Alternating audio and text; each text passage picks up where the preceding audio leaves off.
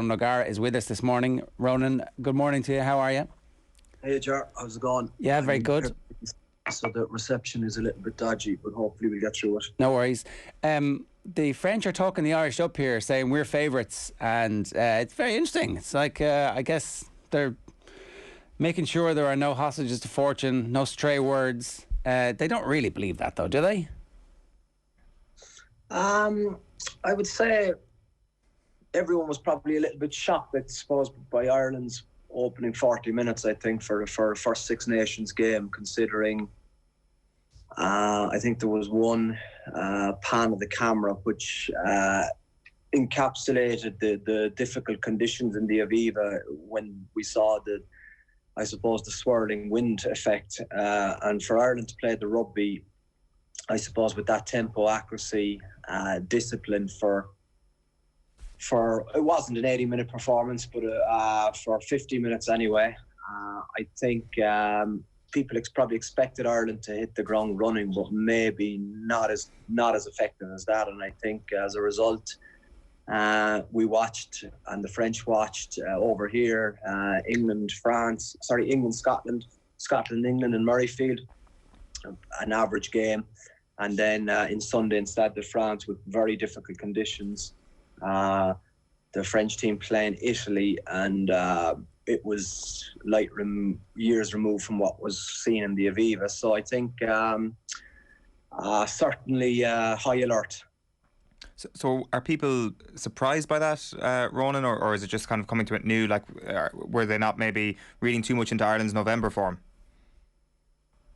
We all have short memories, especially people when they're just concentrating on their own team. And, you know, I think obviously there was definitely an overreaction in France to their victory over New Zealand in the November series, a week after Ireland, wasn't it? So obviously New Zealand were coming into the game in Stade de France against France, rattled, disturbed, annoyed, angered by their performance in Dublin. But France, one could say, were probably more convincing in that performance.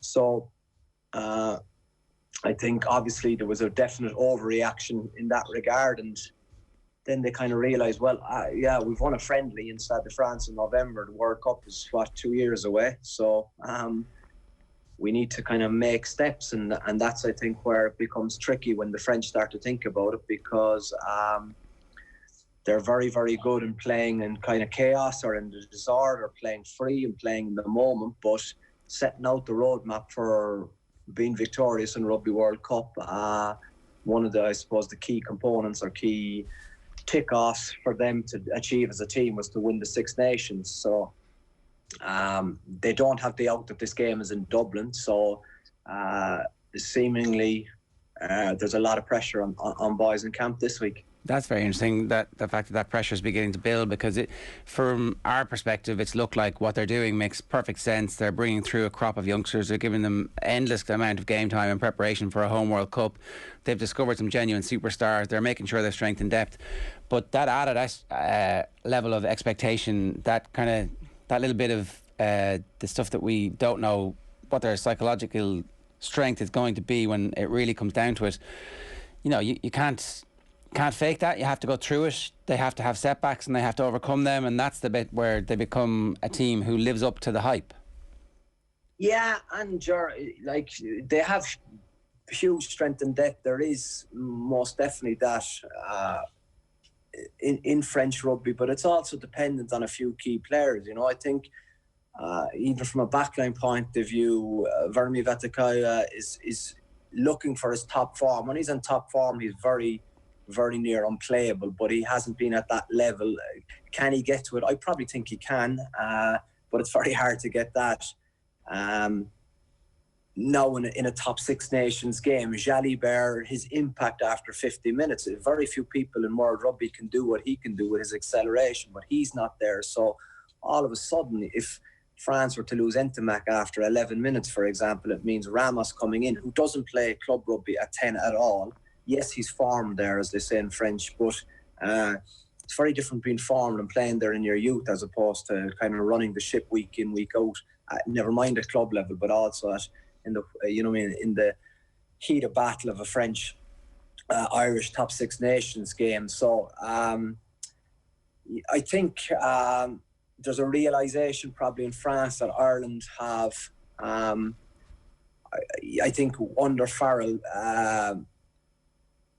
consistently developed their game in the fact that there's threats for Ireland all over the pitch now, be it front row, back three, middle of the park, and then unleashing a really, really interesting bench. It's interesting on top of that then how some of the Ireland players have also developed away from the game plan as individuals, and Matt Williams was making the point on the show earlier this week that some of the players have just shown a greater skill set as a result of the work being done over the last year or 18 months. Is that the same in France? Are you noticing your players coming back from French camp in a better place, or maybe in a less detrimental state than they would have been, I don't know, when you were working at Racing, for example, when things weren't so good in the national team?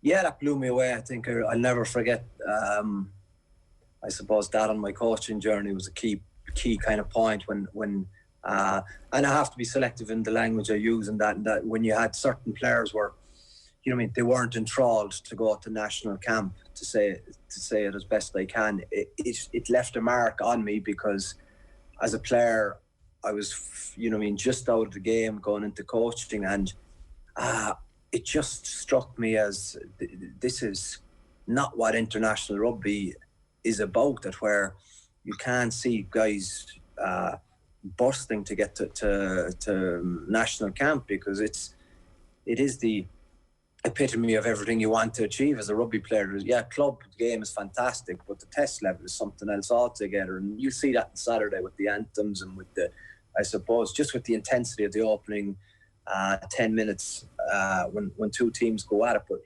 just it is a very different, I suppose, mindset now, in the fact that Galtier has created a very happy camp in France with a lot of expert coaches. I suppose, as you say, there's so much more to it behind the scenes than just the 80 minutes that's involved, in terms of, obviously nutritionists, sleep consultants, everything with the little detail just to get that 1% extra come the weekend. But it's poles apart from I suppose from 2014, 15, 16, that's for certain. It's amazing how quickly they've made progress and how quickly they got everything aligned, and a lot of credit has to go to Laporte, I guess, in the background for that. Matt Williams understatedly referred to him as a controversial figure, which is true, but in terms of winning the rights to host the World Cup and then putting the process in place to make sure that you give yourself the best chance of winning it, I don't think anybody can argue with that part of what he's done. I do want to ask you a little bit about, though, if you're in the French camp this week and you watch what Ireland have done over the last two periods, really, the improvement in performance and the options that they have whenever the ball carrier gets the ball. How do you stop that? What's the French defence? What's Sean Edwards thinking this week? I would say Sean Edwards is obviously a hugely experienced and interesting coach, and I'm sure he'll have a plan or a trick or two up his sleeve. There's no doubt about it. But I think I suppose the one asterisk is that Ireland's form has been exceptional in the Aviva, and I think it is so much more difficult playing in away games, be it in Six Nations or be it going on the summer tour to New Zealand. That's where I think you'll have a far better idea of where the team is really at. Yeah, there's huge excitement, but I think by my count, I think was it 8 British and Irish Lions were missing from Wales. It was an unrecognisable team. I think you saw then why, Joss Adams, a winger playing 13, how it's a completely different position, and you can get, exploited in that position. But Wales were, I suppose, the greatest surprise for me watching it was that Wales managed to keep Ireland to 10 points for 20 minutes. That was a huge, huge achievement on their behalf, because it was one-way traffic for most of the game, and Ireland would be, I think, incredibly disappointed to give away the try that they did give away, because it wasn't necessarily a smart play from Ty Byrne, probably one of his only poor decision of the day, but it was actually, you could see it happening, which is unlike I suppose the speed of thought that all the Irish players exuded last Saturday. So this is a big test, and the fact that it's fascinating. There's something built into your DNA when you're a test player, and the fact that even if it's Six Nations, that you just when the games are one-score games after 60 minutes in an hour, and you're in your home venue, there's something inside you just goes, you just have to find a way to win. While sometimes away from home, you get the feeling that this could be not bonus territory, but the fact that you could be kind of going, okay, let's see how this plays out. But like, you cannot lose your home games in the Six Nations. It's just not allowed under any circumstances. So with that, I suppose inside you, that fight to get the result that you need for your team. And I think I'm not too into my stats, but one of the stats, the victories loaded for the home team is quite astonishing, I believe, in the Six Nations history. I think scoring first has also turned out to have a correlation with victory. It's not that ridiculous either when you think about it, but getting an advantage and being able to play from the front is hugely important for both these teams. But so is it almost like less what the plans France are going to have to slow down Ireland's attack? That's less important than France. Oh, sorry, to answer your question, George, exactly. So what will be different? I would say you're probably, like, up front, what would be different between the red and the blue jerseys within a week is the guy in blue would probably be 15 kgs more powerful, and in the fact, and probably heavier in terms of weight. The French pack between Antonia Marchand and Cyril Bay are big lumps. Then they have Willemsen. They'll, I suppose, contrast that with Waukee in the second row for speed and a bit of tempo in their game, and their back row have an awful lot of, I suppose, actions in the game, so they get through an awful lot of work. So in terms of ball carrying from Ireland's point of view, it looked very easy for the backs, because Ireland kept winning the gain line, they kept winning collisions, they kept finding space. Sometimes at test level it's hard to find space, even though there is always space there, but sometimes the kicking game becomes very important. That's where I think it'll be very interesting to see at the weekend, because France, I think, will be very, very, I think, solid and secure from the ruck to maybe 30 metres away from the ruck, but I think Ireland can get joy potentially between the touchline and the far 15 metres on both sides. So, like we think we saw in the build-up to Johnny's drop goal a few years ago, that little thing for Earlsey, I think that play will be probably an option this week, in the fact that they'll be hard off the line in France. Under Edwards, they'll just go hard, and they'll look to chop and hit green jerseys as frequently as possible. If they can do that with discipline, it's very, very interesting. Contrary, if your heartbeat is going near 200 beats per minute, your decision making is probably not as where it needs to be, and that can potentially enable players to make poor decisions, i.e. cheap shots in the back, lay tackles, losing probably your tackle entry into stopping your opponents, which means high shots, yellow cards, red cards. The possibilities are endless, but it makes it fascinating from a viewer's point of view. Okay, that is interesting, because like we've seen in this match in recent seasons, sometimes you get pinged for those off the ball stuff, and sometimes you don't. You get away with it, and the team who gets away with it, everybody's like, oh yeah, that was great, well done, you got away with it. And the team who doesn't get away with it is like, well, what the hell were you doing? That was stupid. So I guess it depends on which side you come out on. From an Ireland perspective, and you're looking at Dupont and Entomac, you've obviously come up against them at club level. In the build up to the game during that week, what can Ireland do? What do you say to your players when it's like, okay, we know these guys are really good, don't give them space, don't let them get ahead of steam? It's like, yeah, well, I guess all well and good saying this, but like, how do I do that? Sure, I just lost an away game to Biarritz in the last play of the game, and I've lost 2 finals to Toulouse, and you're trying to push me over the edge here. Yes, exactly. How do you stop Dupont? Well, I didn't stop him in 2 finals, and he has 2 more medals than I have. So it's very, very difficult to stop a player of his calibre. I think he's probably different to any other player in the fact that Usually rules, disciplined rules, absolute simple rules around the breakdown enables your team to probably have a satisfactory night or a decent night if they apply their rules around the ruck.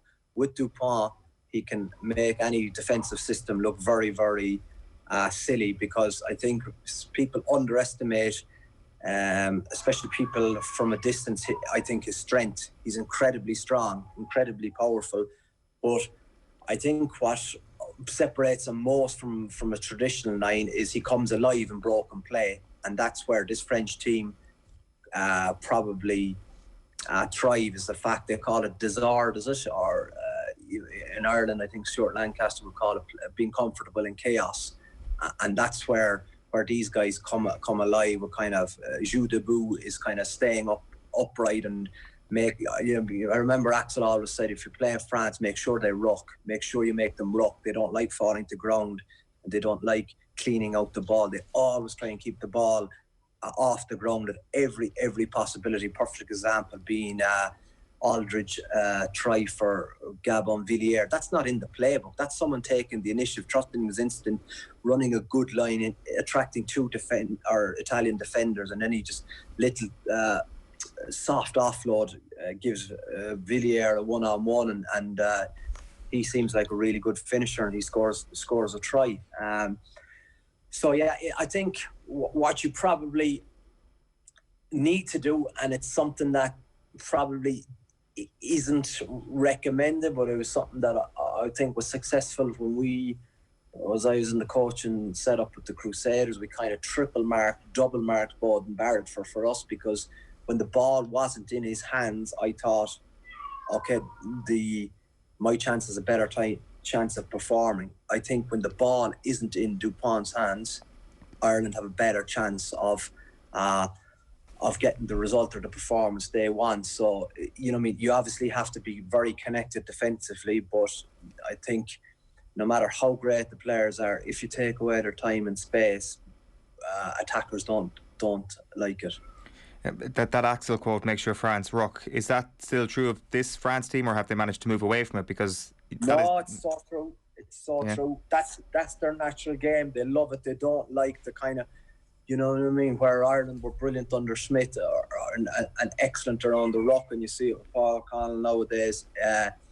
Just their detail for the ball carrier and the two nearest, how they, because of their fitness levels, because of their attention to detail, because of their willingness to care for their teammate, to secure ball. But the French, they probably try to follow an English, Irish, Anglo-Saxon model potentially between the years. They'd never admitted between the years of up to Galtier, maybe when they were kind of lost their way a little bit, but now they kind of have gone back to their identity and what they believe in is best. And the French rugby, they want to accelerate the game, they want to play with tempo, they want to play with a little bit of recklessness in a structure, but I think what Axel's words, they still ring true. You know what I mean? You got to get them to ground, hit them hard, chop their legs, get them to the ground. Because if they're able to kind of, you know what I mean, control the ball at contact and just kind of fend and offload, then they're gone. And you're like, oh God, where's he gone to? It's too late. You know what I mean? You don't buy your defensive line that 3 seconds by chopping them and getting them to the ground and getting a poacher in the ball to try and slow down. So, I mean, the ruck will be fascinating this weekend, or the contact area, whatever way you want to name it, offensively and defensively. Go on. Just on that then, does that mean that France need to, I guess, rethink how they play at the ruck, or maybe their emphasis on it? Just given South Africa maybe being the reigning World Cup champions, if we're looking at this in a World Cup context. Yeah, but then you're looking at the past, that sport has moved on. That's 2 years ago. You're looking at what's happening now and what's going to be, I suppose, better or more influential in this Six Nations and for the summer series. So it's constantly evolving. I think what you got to admire about the French is that when they play their game the way they play it, it's incredibly effective and it wins competitions as well. I think, as we said last week's show, that the fact that they haven't won something from 2010, I think they're aware of that now, and they want to put that right. But I mean, Ireland are most definitely in form, but it's a very, very difficult game to call, and the fact that I think the great thing about it is weather forecast on Saturday is meant to be good in Paris, so hopefully both teams will be able to play, and then it'll be just fascinating to see I suppose how teams go about trying to break down the other team. But in terms of France needing to review their ruck, no, I think their policy for the way they play it is very interesting.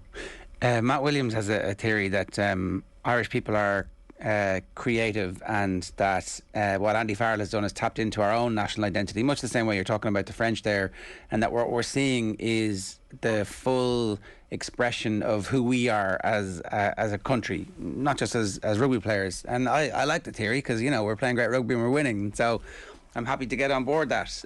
Is there anything in that, do you think?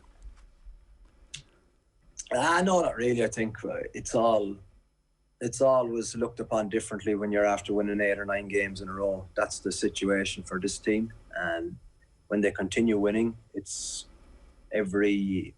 everything seems probably a little bit more rosier than it is. Then if you get a belt, you just have to, I think, depending on how you see the game or what your role is, whether you're with the team or a supporter, you just gotta, I suppose, analyse it with yourself. But I think, this team under Farrell has I think they know how they want to play, and that ties into their identity. But I think certainly Irish teams for a long period of time have known how they wanted to play. What's interesting at the minute is that the skill levels of certain forwards is measuring up against the best in the world, and hence Ireland have multi-threats around the park. What's going to happen? Who's going to win?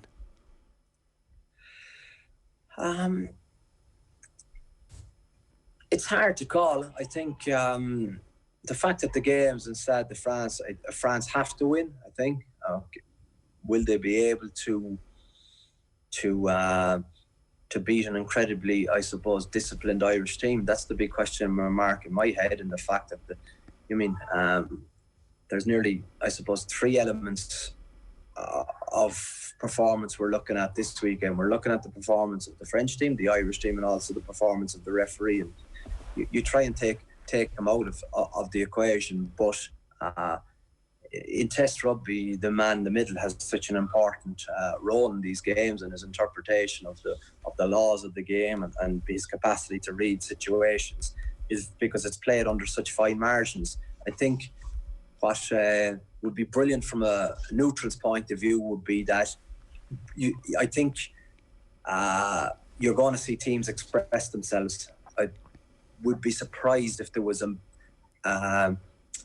that kind of emphasis on the yes, there will be an emphasis on the kicking game, but I just think with the people on show, and especially someone like Mac Hansen to do what he did in his first game, if you kick loosely, you get punished on Saturday. And I think before, in these kind of games of chess or cat and mouse or kick tennis, there was sometimes a kind of, well, you have a go first and we'll see how we can do it. But I think nowadays, I think Ireland are so good at holding the ball. It'll be interesting to see how France, I suppose, look to gain field possession, because field position is very, very important, along with the set piece as well. All right, should be a cracker. Ronan, great stuff. Thanks a million.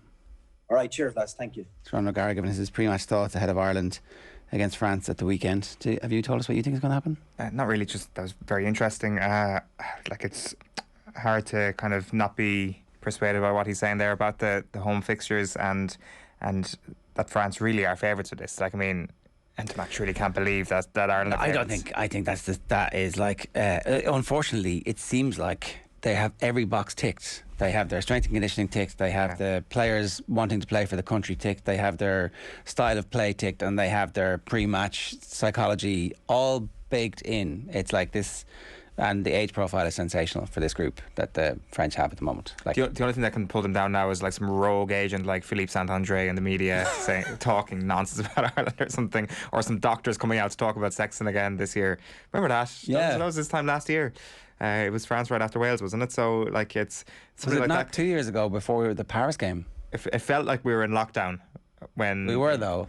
Oh, we were just starting lockdown. Paris game never happened last year, or Paris game never happened 2 years ago. Okay, yeah. It was later in the year.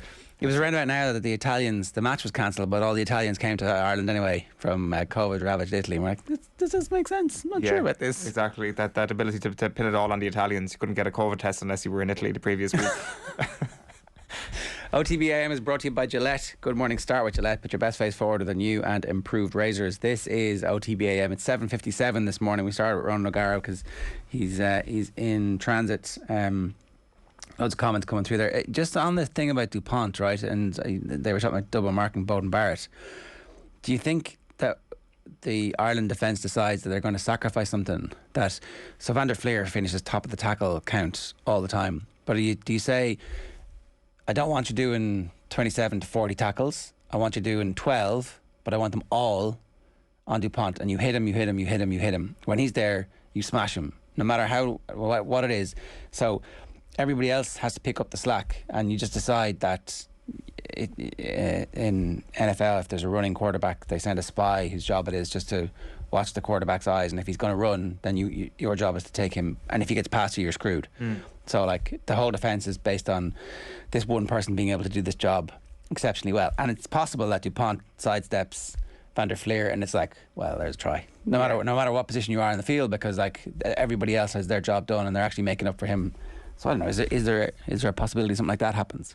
Absolutely. Also, like I mean, the one challenge you'd have in that scenario is just the pace of Dupont and the pace for them to move the ball side to side. So Van der Fleer being able to do that effectively will come down to how effectively Ireland will be able to slow the ball down at the ruck, which means that you could have that spy situation, because if you're Josh Van der Fleer, Dupont could very well be right in front of you and then he's 50 metres away, and it's very hard to keep track of him on that front. So maybe slowing the game down is exactly what Ireland are going to want to do when France are in possession.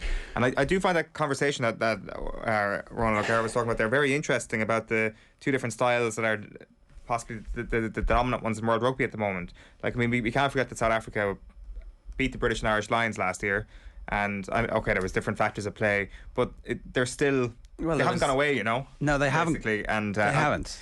I just wonder, is there like But isn't it interesting that like the French believe our style is who we need to be? Yeah. And we have our philosophy. We're going to do our thing, and you can do your thing, but us copying your version is going to be a lesser version of yours. Yeah, and that's absolutely the way people should be thinking about it. I just wonder if we will know a lot more come Sunday evening or Saturday evening. But I wonder, is this French team possibly the best at that version of rugby in the Six Nations? But like, I guess what Ireland is in an ideal world is a hybrid of both of those, where you do have that flair and that artistry, along with the pretty tough aggression up front. And I mean, it's those combinations of things that tend to win World Cups as well. Yeah, front foot defending, aggressive fighting. And then, I mean, Matt Williams said very nice things about our creativity, and when you think about it, he's actually right. Yeah, I mean, he did an exceptional job of tickling our belly. He did. We felt very tickled.